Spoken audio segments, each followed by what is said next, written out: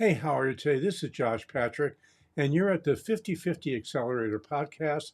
And my guest today is Ramsey Sweis, and I probably massacred his last name. He owns a company called Akaba, which is a marketing company, an international marketing company with 17 people. He has clients all over the world. I think he's based in Michigan. Am I correct in that, Ramsey? Much in Michigan.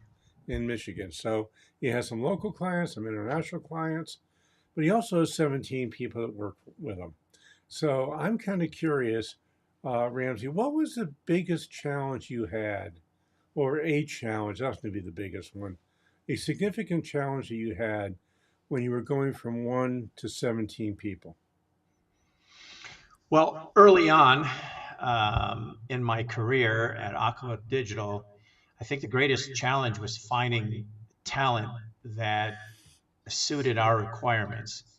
And that challenge was driven by the lack of training, both institutional and freelance. So, for folks to get a sharpened skill set um, to modern day standard, it required modern day training.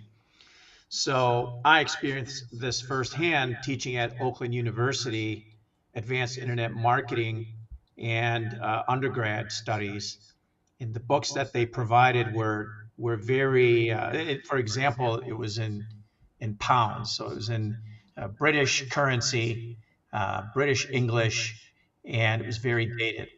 So if that sheds light as to what skill sets we had to deal with back in the day, it was kind of in line, not up to par. So we once we were able to overcome this as technology advanced and advancements in education and the advent of mobile. So the mobilization really pushed education and tech in a direction that has led us to where we are today, I believe. So in the advent of this educational tech boom, we were able to draw talent from outside of the U.S., within Michigan, in the U.S., so local, national, and international, and we targeted what we felt were the best suited talents and skill sets for our requirements and our vision, and our scaling for growth. So as we wrap that talent around, we were able to scale our company and partner with the right folks and bring us to where we are today with 17 plus, with very specific skill sets that are suited for our book of business. So how did you figure out in the beginning what were the skill sets you needed, and how did you go about recruiting for that? Well, great question. I'd say the number one attributing factor to that was failing multiple times. But I consider that failure to be failing forward, right? So it was a step in the right direction. And we were able to identify certain characteristics of folks that were a better fit for us. This ongoing education, we invested in folks that we felt were prime candidates for where we were headed. Not only with our existing book of business, but as we grew our customer base, the skill requirements changed. So as that evolved, so did our hiring opportunities. So being that we're small and only one level of management, we're able to turn things around quickly, hiring, turnover, and addressing jobs on a per case basis. And of that 17, not all are full time. Some are part time. Some are on a per project basis that require a certain skill set. So that specific skill set is not something we would keep retain on a salary type basis, right? It's on a per project basis. So those folks, we really appreciate and their support and their willingness to elevate our company when called upon. Cool. So when you were looking at this skill set, was the skill set technical skill set, or is the skill set environmental skill set, or a combination of both? Well, definitely technical is heavily weighted in our organization, but there's also a creative, and not just design creative, but just a creative element um, to whatever we're honing in on. For example, we may need an OTT streaming video, a commercial. We may need a carousel ad. We may need a technical specifications document or an infographic. So a graphic artist that has a technical background is best suited for an infographic.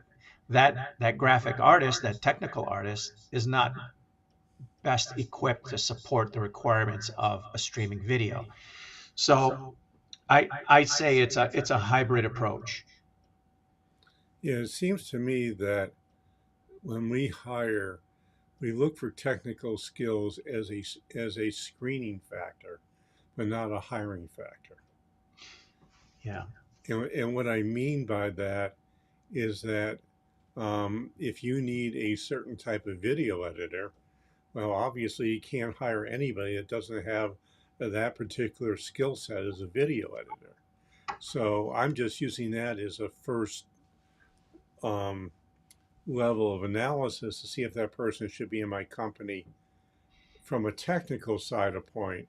But once I have the technical pool, and hopefully I have more than one person that fits the bill technically for me, and then where you are, I'm assuming it's hundreds, if not thousands of people would fit the technical bill for what you need.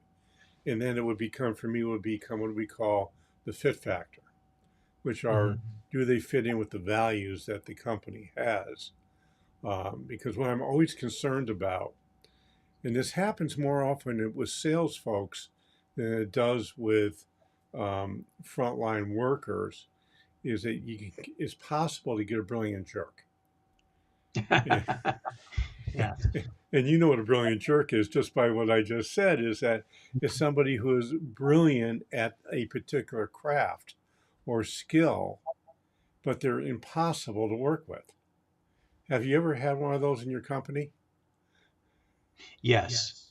And we make swift, decisions to move on and align ourselves with the right folks. And um, I think one of the most important characteristics of what we prefer to hire in terms of additions to our team um, is understanding business. So everything that we do, since we're a data-driven agency, Josh, is a business analysis. There's use case study, there's research, there's strategy and planning. You may be a very gifted, a very super talented graphic artist, but you're only really geared towards delivering concepts that are inspired by someone else. So the originality of this is lacking, and this is where a trained eye will pick up on this early on rather than have this person struggle. So collaboration, requirements, the onboarding of a project, and then cross-examining this with the team. You have a business analyst approach, and in theory and practice, your analysis, your strategy, your planning, the implementation, your attention to timeliness, budget, and reasoning is really a challenge across 17 folks, right? So if they're all in the same mindset, within the same mindset, Josh, then those challenges are really dampened, and the creativeness and the business insight tends to flow really well. And I really take great pride and consider that a strength in our organization and across our talent pool. Cool. So, how do you guys go about getting new business?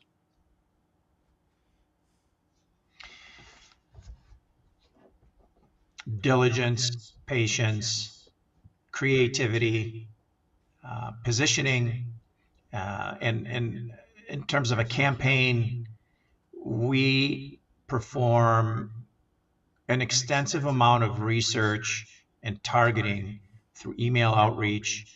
Our local rankings are very polished. Our national rankings are pretty good. Our international and certain skill sets are very good, purposefully, and we tend to have a really nice presence in the GCC and Middle East region. We have What is GCC? so it's the far eastern region of the Middle East, and when you wrap your SEO and your paid efforts uh, and your data collection, you're able to zoom in. Like, for example, I'll give you an example of a micro campaign that we recently launched. And we're leveraging first party data. And this first party data is retrieved. We're able to identify who visited our website, duration of time spent, not as Google Analytics. GA4 is third party data, and it's veiled. It collects first party data, but it doesn't share that data. Mm-hmm.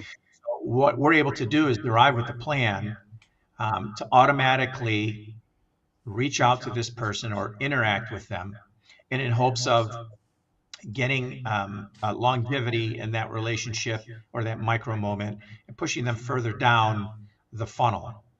The stickiness of your website, calls to action, areas of interest are in line with your target audience. If you're seeing a high bounce rate with just a couple of seconds as a visit, then you've got some issues. If this trend continues to grow on a specific page, we zoom in on that page and optimize it. And there's a round of CRO that takes place. All of this is part of our strategy, as opposed to just driving traffic to our website or engaging with the user off page and interacting and looking for some sort of metric that we can measure. That's all fine. But if they're bouncing, then what's the purpose of driving that traffic to your site? Yeah, it's true. So, do you have a salesperson? We have two. Okay. And I assume they use that data to put together sales processes. We do. We have a CRM. We have automations in place that systematically trigger when fired. And as these systems are firing, they're reacting to certain attributes that are triggered within that interaction, whether it's receiving an email, whether it's clicking on something on our website, downloading, filling out and submitting a web form, booking a calendar consultation through our online calendar. All of this has rules. So if everything is simpatico, everything is working in the background the way it should, then that requires traffic to really get the fulfillment in place and your return on investment. So now your ad campaign or your outbound efforts are all at the front facing as these mechanisms are in place. So it's an ecosystem that is unique to our business and our goals, and it's constantly growing. Where in the process do your salespeople pick up the phone and make an outbound call? We qualify and quantify those interactions through first party data and metrics that we're able to pull. And for example, our approach to an event that's booked through our calendar. There's and you performed this with me. We had a series of emails that were parsed and they were spaced within days to hours to moments before our podcast as reminders. So the same effect for a web form that's submitted, an event that's booked in the calendar. Another is whatever that attribute is within our first party data, then you have an email cadence, a sequence of events that take place, and that content and that frequency and the schedule varies from a calendar invite or a booked um, consultation.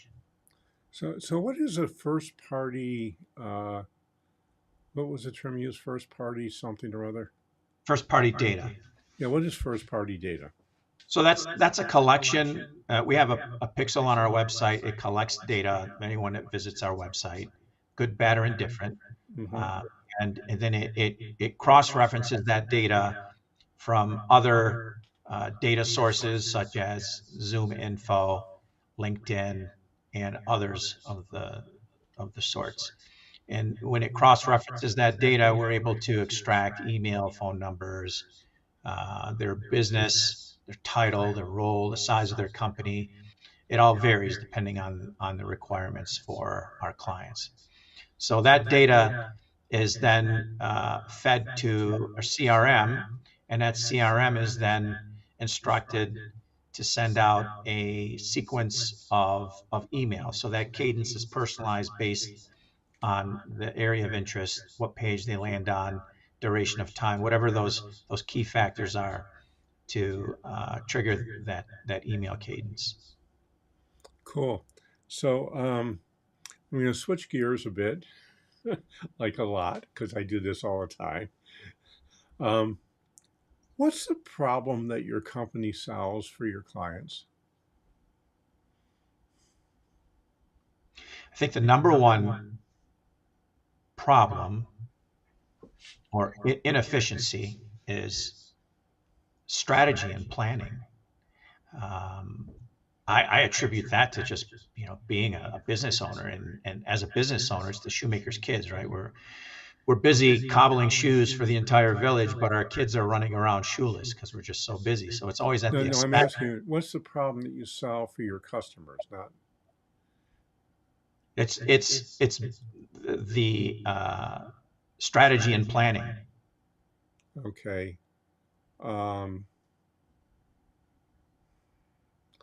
is that because they don't have strategy or planning, or I get, I'm one of the I'm things I ask this question to everybody, by the way, and I Yeah. rarely get an answer that I can say, yeah, that's a problem. Because I mean, strategy and planning is a thing. I'm not sure it's a problem. I mean, lack of strategy could be a problem. Lack of planning could be a problem. But what specifically about strategy and planning is a problem that you solve? Well, let's dive into that. Yeah. So the question was, what problems do I solve for my clients? And we say Right. strategy and planning. And so we'll dive into strategy first. If we receive an RFP, usually the RFP is somewhat boilerplate. The requirements are not personalized. Data is maybe purposefully or maybe not set aside, and it causes us to reply in a very vague or incomplete fashion. So the strategy is never really clearly defined. Now, if we're engaged with a client and part of our onboarding process, we go through a planning and strategy session and or sessions, and those sessions comprised of worksheets, scientific worksheets, things that are unique to our internal process, our organization, and we're able to gather this data, collect it, and then view from our perspective recommendations, things that we can do to assist this client and address those pain points. The planning part is okay. So what's the budget? what does the data currently say? If they have analytics, they have a CRM, they have a POS system, they have e-commerce, we're able to extract this data and review this data in such a manner that it says, okay, if we're growing at this rate, how do we get to this rate, right? How do we increase our top line sales by 20%? That requires a budget, requires a strategy, planning, implementation, and then how we track this data. So that's Okay. what's lacked usually in But our client interactions. so I'll ask this in a different manner because you just described what you do for your clients, not the problem you solve. What's the result that your clients want? To grow and scale. We grow and scale what? Grow and scale their business, measurability, accountability. Okay. Um, so everybody that brings you in, they are unhappy with the growth their business is getting, and they expect your company to help with that. Am I correct? Not necessarily unhappy. They've reached a position within their business that is they're only capable of being so efficient and effective with the tools, the skill set, and the resources they have. So that's typically what happens. We're more of a mid-market partner. That's where we really excel, and those are common struggles that we see our clients have. Okay. So lack of sales is a common struggle. Is it lack of awareness or lack of sales or both? It all depends. If it's awareness, it's an awareness campaign, and the KPI, the key performance indicator that they're using to measure successes by likes and follows or downloads or visits to a website and duration of time, then that's the metric and the driver behind our campaign. If the metric they're using to measure for success is sales, then we dive in and say, okay, so volume, here's where we're at. How do we get from this point to this point? And then what's the average ticket? And then how do you measure that success? And that's where our plan would come in and say, okay, if we were to architect a campaign, it's based on top line sales. It's based on maybe cross selling. So what I'm getting from this conversation, and I think that the folks listening should get from this conversation is, a 17-person business is a pretty complicated thing. And there were a lot of things that you had to learn along the way to have your success. And now that you've been doing this for 20 or 30 years, and I can see this because it happens with a lot of people, as you become what we call unconsciously competent at running your business, in the fact that you know what you're doing and you know what you get, but you're not quite sure how you do it anymore because you've been doing it for quite a while. Would that be a correct statement? Absolutely. Cool. So, Ramsey, thanks so much for your time today. It's been really fun talking with you. Unfortunately, we're out of time, and I'm going to bet some folks who are listening might want to find you. How would they go about doing that? Feel free to DM me on LinkedIn or visit our website, Aqaba, AQABA.digital. Cool. And Ramsey is Ramsey, Ramsey, Sweis, and I hope I said that right, Sweis. And this is Josh Patrick. You're at the 50/50 Accelerator Podcast. Thanks a lot for stopping by. I hope to see you back here really soon. Thank you, Josh.